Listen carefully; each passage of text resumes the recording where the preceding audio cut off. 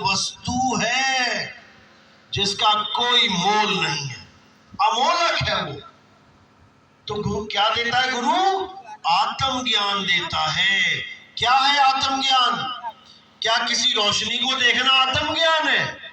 कि मैंने जी रोशनी देख ली, आंखें बंद करके बैठा था, बहुत रोशनी थी। क्या रोशनी आत्मा है? रोशनी जड़ वस्तु है। घर में अंधेरा होता है, जड़। तुमने बल्ब जला दिया, आ गई रोशनी, वो भी जड़। ना अंधकार तुमसे बात कर पाए, ना रोशनी तुमसे बात कर पाए। जो अंधकार को भी देख रहा है, जो रोशनी को भी देख रहा है, वो कौन है? उसको समझो। जब तक उसे नहीं समझा, जब तक कल्याण नहीं होने वाला। इसीलिए साहिब ने बोला, आत्म ज्ञान बिना नर भटके, कभी काबा कभी काशी, जल में मीन प्यासी, मोह देखते आवे हंसी। आत्म ज्ञान बिना नर भटके, पहले तुम्हें आत्म ज्ञान करना पड़ेगा कि मैं हूं क्या, मैं आदमी हूं या मैं औरत हूं। देखने वाले कहेंगे ये आदमी है, ये औरत है। अरे क्या देखा तुमने? तुमने केवल काया देखी, शरीर देखा। शरीर चमड़ा है, मिट्टी है। एक ने मिट्टी का घड़ा बना दिया, एक ने मिट्टी की सुराही बना दी। घड़े को आदमी कह दिया, सुराही को औरत कह दिया। ये नहीं जान रहा कि दोनों मिट्टी से ही बने हैं। चाहे घड़ा कह ले, चाहे सुराही कह ले, दोनों मिट्टी है। आदमी औरत दोनों मिट्टी है, लेकिन तुम मिट्टी नहीं हो। तुम इस मिट्टी को ढो रहे हो। तुम दिन रात इस मिट्टी को ढो रहे हो। तुम इस मिट्टी को जीवित करके बैठे हो। मिट्टी मुर्दा होती है। मिट्टी की मूर्ति बना दो, बोलने लगेगी क्या? लेकिन ये मिट्टी की मूर्ति कैसे बोल रही है? ये माटी माटी में मिल जाएगी, लेकिन ये बोल कैसे रही है? क्योंकि इसमें आत्मा है। आत्मा की वजह से बोल रही है। उसी आत्म ज्ञान को प्राप्त करना है।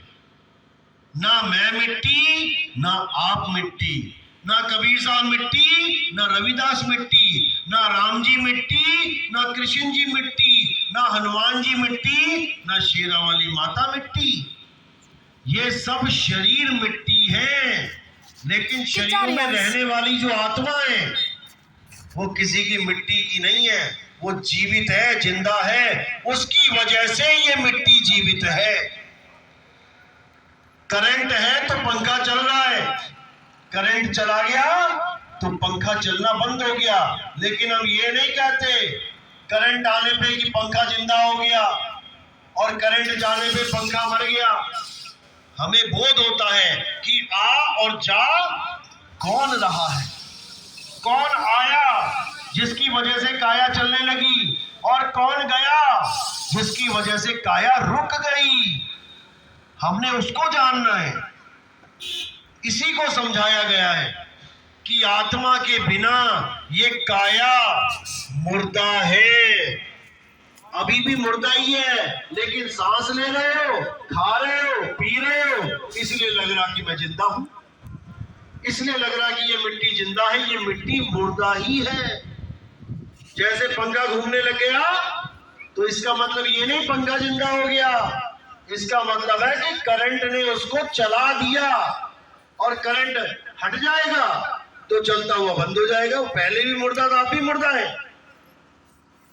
इसी प्रकार ये जितने भी शरीर बैठे हैं, ये पूरा संसार में जितने भी गांव बसे हैं, ये सब मुर्दों के गांव हैं। साधो ये मुर्दों का गांव। अब कोई कहे ले मैं थोड़ी नहीं मुर्दा हूं। अरे जब तक तुम अपने आप को शरीर समझ रहे हो, तुम मुर्दा भी हो जाओगे। कहते हो कि नहीं, डॉक्टर साहब मुझे बचा लो, मैं मर रहा हूं। तो मरने के बाद मुर्दा ही तो होगे, लेकिन तुम मुर्दा नहीं हो। तुम आत्मदेव हो भाई, आत्मा हो तुम, लेकिन तुम शरीरों में आके जीव बने बैठे हो। अब ये जीव अवस्था को त्याग के अपनी आत्म अवस्था में आ जाना है। इसी को बोला है कोटि तो ब्रह्मा भय। क्यों भय? क्योंकि गलत भक्ति मिल गई। गलत भक्ति मिल जाएगी तो ब्रह्मा बन जाओगे। अरे कोटि तो ब्रह्मा भय, कोटि भय ईश, और साहिब तेरी बंदगी से जीव बने जगदीश। ना ब्रह्मा बनना है ना ईश यानी शिव बनना है। क्या बनना है? पीव, आत्म स्वरूप हो जाना है। फिर ना तो कोई तुम्हें जला पाए ना तुम्हें कोई काट पाए। कोई नरक नहीं, कोई स्वर्ग नहीं।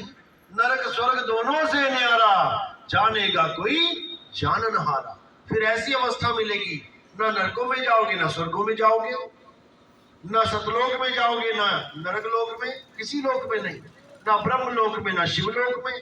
फिर कहाँ रहोगे? अपने में आपे को पाया और संग की सहेली भेद बताया। अपने आप में रहना है। जैसे कछुआ होता है, कछुआ निकलता है पानी से तो चलने लग जाता है आगे आगे आगे। जैसे कोई जानवर आता है उसे मारने, तो कछुआ ना तो जमीन में घुसता है, ना जंगल में दौड़ता है, ना पेड़ पे चढ़ता है। क्या करता है वो? अपने आप में सिमट जाता है।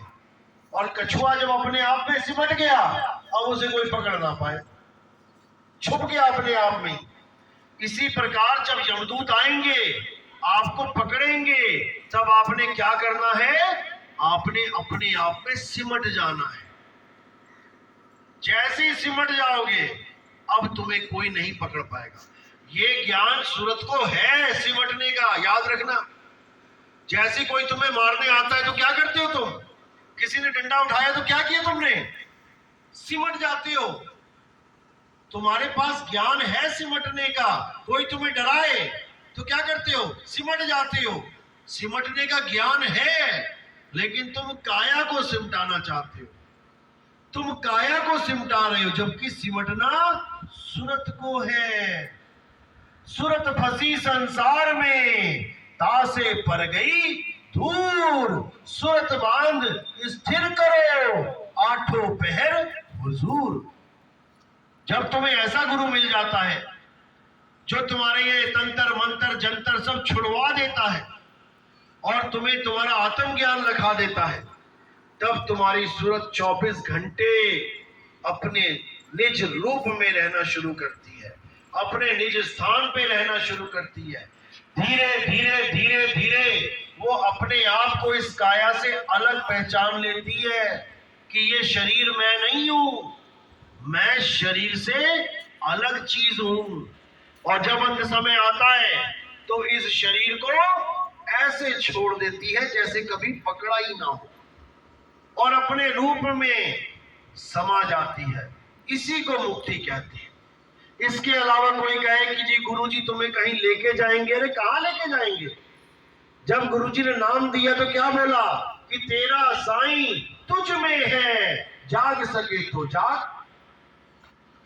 पानी सुनिए ना, ज्यों तिल माही तेल है, ज्यों चकमक में आग, और तेरा साईं तुझ में है, जाग सके तो जाग।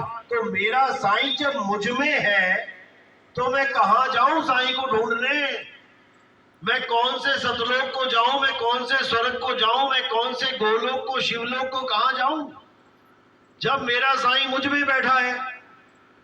मुझे केवल अपना ज्ञान नहीं हो पा रहा है कि साईं तो मुझ में है, लेकिन मैं हूं कौन?